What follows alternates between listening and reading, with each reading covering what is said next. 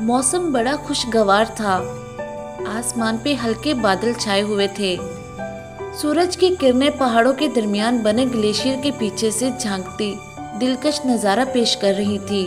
Jeep जब फूलों से सजे हुए छोटे से कॉटेज के सामने रुकी तो यासिर बेइख्तियार चिल्लाया, वाह बाबा, ये जगह तो बहुत अच्छी है। हाँ, बाबा हंसते हुए बोले और ड्राइवर से सामान निकालने के लिए कहा। अम्मी जान और हबीबा भी जीप से उतर आई और खूबसूरत नज़ारे देखने लगी। इधर खाने का क्या इंतज़ाम है खान बाबा? सदीकी साहिब ने ड्राइवर से पूछा। खान बाबा सामान अंदर ले जाते हुए बोले, साहिब आप अंदर चले और खाना चाहे सब भिजवाता हूँ।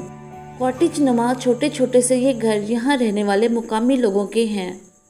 ख़ास तौर पर सियाहों के लिए ही बनवा के सस्ते दामों किराए पर देते हैं। इस रकम से इनकी साल भर की गुजर बसर चलती रहती थी। यहाँ ठहरने वाले सियाहों के लिए हल्का फुल्का खाना और चाय वगैरह वो अपने घर से तैयार करके ही लाते थे। क्यों भाई, कैसी लगी ये जगह? अब तो आप खुश हैं ना? सदीकी साहिब ने हंसते हुए बच्चों से पूछा। बहुत अच्छी जगह है बाबा। 13 साला हदीबा खुशी से चहकते हुए बोली। इतना खूबसूरत नज़ारा है और बाहर सड़क की दूसरी तरफ झील भी है। मगर सड़क के उस पार तो पहाड़ है, यासिर बोला। नहीं, झील भी है, मैंने देखी। अच्छा भाई, अब तुम थोड़ी देर आराम कर लो, सफ़र से थक कर आए हो। शाम को सैर पर चलेंगे, अम्मी ने बच्चों से कहा। इस साल की गर्मियों की छुट्टियों में यासिर ने अम्मी से फरमाइश की कि वो इस बार किसी छोटे से पहाड़ी इलाके की सैर करना चाहता है। यासिर छठी जमात का तालिब इल्म था और एक मेहनती और होनहार बच्चा था। बाबा ने इसकी ये फरमाइश पूरी कर दी और वो लोग चंद दिन की छुट्टियां मनाने वादी हुंजा के छोटे मगर खूबसूरत से गांव की सैर को आए थे।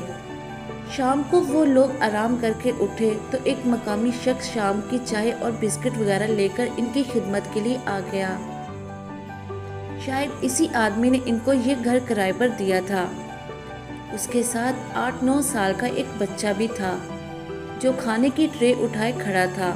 यासिर ने बड़ी दिलचस्पी से इसे देखा, मगर इसे महसूस हुआ कि बाबा के चेहरे पर इसके बच्चे को देख नागवारी के तासरात छा गए थे। उन्होंने बच्चे से ट्रे भी ना ली, बल्कि घूरते हुए ऐसे बस ट्रे रखने का इशारा कर दिया। यासिर को दुख हुआ। क्या इनके बाबा गरीबों को पसंद नहीं करते? उसे पहली बार ये एहसास हुआ। यासिर ने बच्चे की तरफ देखा। वो एक सुर्ख सफ़ेद रंगत वाला एक प्यारा सा बच्चा था जो मासूमियत से इसे देखता चला जा रहा था। चलो यासिर, झील पर चलते हैं। हदीबा की आवाज़ पे वो चौंका और थोड़ी ही देर में वो सब घूमने बाहर चले गए। दूसरे दिन सुबह वही बच्चा नाश्ते के ट्रे लेकर आया तो सदीकी साहिब ने इसे ट्रे लेकर किसी बहाने से बाहर भेज दिया। यासिर ने ये देखा तो इसका दिल बहुत दुखा। आखिर वो भी तो इसी की तरह एक मासूम सा बच्चा था। यासिर उदासी से सोचता रहा। कुछ देर बाद वो हदीबा और अम्मी जान वादी की तरफ चहलकदमी को निकले तो यासिर को वही बच्चा जाता हुआ नजर आया। यासिर बेइख्तियार इसके पास गया। सुनो, तुम्हारा नाम क्या है? अरबाब खान, नीली नीली आंखें झपकते हुए आहिस्तगी से बोला। पढ़ते हो? यासिर ने पूछा। नहीं, कोई पढ़ाता नहीं, अरबाब खान मासूमियत से बोला। तो फिर तुम क्या करते हो सारा दिन? यासिर बेटा वापस आ जाओ। अम्मी की आवाज़ सुनकर यासिर वापस पलटा था।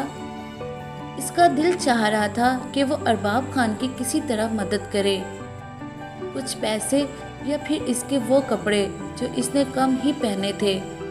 वो सोचता रहा।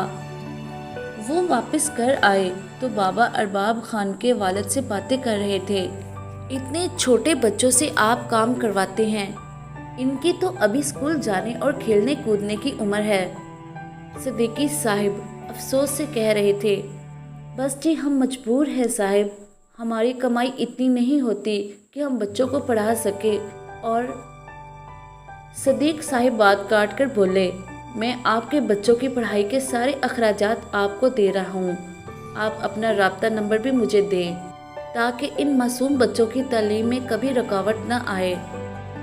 آپ کی بہت مہربانی، ارباب کے والد نے تشکر سے کہا۔ یاسر کا چہرہ خوشی سے کھل اٹھا اور وہ بے اختیار اپنے بابا کے گلے میں جھول گیا۔ بابا، آپ دنیا کے سب سے اچھے بابا ہیں۔ اس کی بات پہ سب بے اختیار مسکرا دیے۔